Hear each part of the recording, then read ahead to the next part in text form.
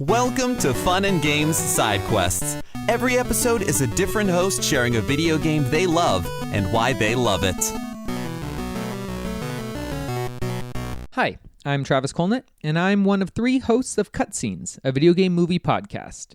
It's a podcast where we discuss video game movies and TV adaptations, regardless of whether or not they're any good. For today's episode of Side Quests, I'm here to talk about what's probably the most forgotten and ignored game in the Metroid franchise, Metroid Fusion. Metroid Fusion came out in 2002 for the Nintendo Game Boy Advance and was developed by Nintendo Research and Development 1, the same team that developed the Super Metroid for SNES. Fusion's a side-scrolling action shooting game with platforming, environmental puzzles, backtracking, all of which are staples to the Metroid games. The story is a sequel to Super Metroid and its prequels, where the intergalactic bounty hunter Samus Aran successfully eliminates the Metroids, a predatory alien organism that threatens all life in the galaxy. Fusion starts with Samus getting infected by a mimicking parasitic organism called the X, while doing research work for the Biological Space Laboratories, or BSL for short. Samus nearly dies, but is treated with a vaccine made from Metroid DNA, which are the natural predators of the X. When she recovers, it's found that an explosion has rocked the BSL, and Samus is sent to investigate. All gameplay takes place on the BSL, where Samus discovers that the X-parasites have taken over the station and are mimicking and killing all life forms on board. Samus's mission is now to stop them before it's too late.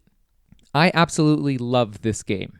I consider myself a big fan of the franchise, having played nearly every Metroid game, yes, even the universally hated ones like Other M, and I think Fusion might just be my favorite of the franchise.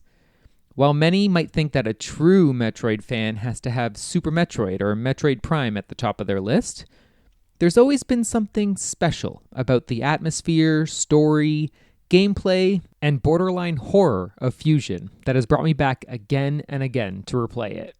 Previous Metroid games focused on Samus's isolation on a strange world, giving you free reign to explore in a mostly open world, where Fusion breaks that mold by having you take on specific missions and tasks given to you by your ship's AI. While this makes the game more linear, it really allows for terrific set pieces and strongly scripted action sequences.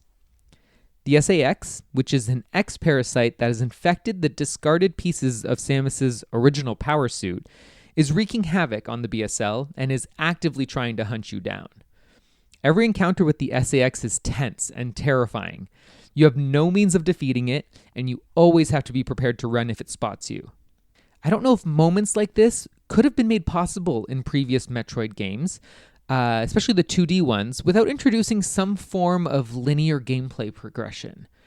Fusion uses so many visual and audio cues to continue building tension, and it gives me that sense of dread when I play it, but in a totally good way. The SAX, for example, leaves permanent destruction in its wake, and areas previously visited are destroyed and changed. Like I mentioned before, being given missions to progress the story is super linear, but I find the game successfully tricks you into thinking you have free reign. You're frequently needing to backtrack, find hidden passages to progress, and explore the ever-changing BSL. As you unlock more weapons and power-ups, and open more security hatches, areas previously blocked to you start becoming available. This really gives me that sense of exploration like past games, without leaving me feeling aimless and wandering around forever without a purpose. Gameplay-wise, Samus is much less floaty than she was in previous games. I really feel like the platforming was so much stronger because of it. The jumping's precise, and Samus feels like she has actual strength behind her movements. The controls are tight, and Samus has way more mobility than she did in previous games. Enemies once killed, yet again, give you health and missile ammo, so the game never feels too hard.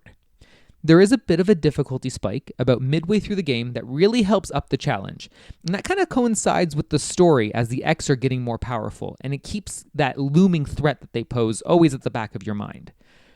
The bosses are challenging, but they feel way more engaging this time around. Instead of just spamming projectiles, I feel compelled to learn the attack patterns and strategies, especially early on when you have way less resources to work with. It just feels like so much care was taken by the developers to engage the player in boss fights and in its level design. The farther along you progress the story, the less the game holds your hand. There's an increasing need for you to solve puzzles on your own and to find areas without the ship's AI leading the way. And while there's always a mostly scripted path that you have to follow, you definitely feel at moments that you're breaking the game, so to say.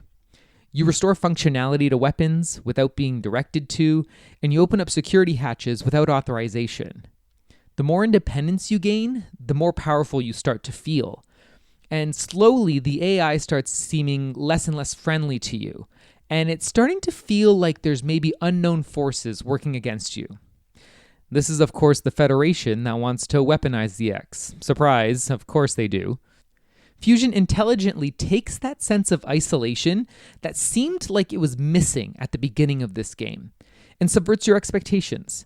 Isolation and dread grow and are built throughout this game's story and its gameplay, and it's just so much more effective this time around. Fusion takes so much of what came before and does something new and exciting with it. Game sequels can sometimes be stuck on rehashing the same old ideas and gameplay mechanics because if it isn't broke, then why fix it?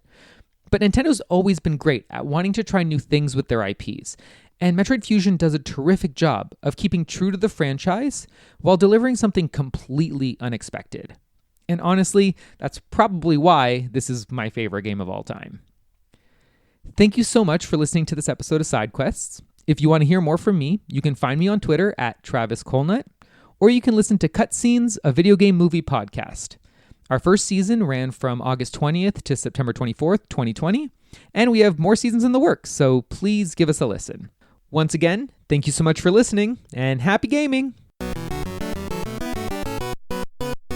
Hey, I'm Jacob McCord. I'm Katie Lesbrance. And I'm Travis Colenutt. We are hosting a brand new podcast called Cutscenes. There are tons of video game podcasts and tons of TV film podcasts, but we're going to bring you the intersection of both and talk about video game, movies, and TV. I know what you're thinking. Aren't most of them not very good? Wrong. Some of them are fine. And we're going to tell you all about them. Make sure to subscribe on your podcasting platform of choice, follow us on Twitter at cutscenes_pod, and most importantly, give us a listen. See you soon. Cutscenes, a video game movie podcast. CPOV. CertainPOV.com.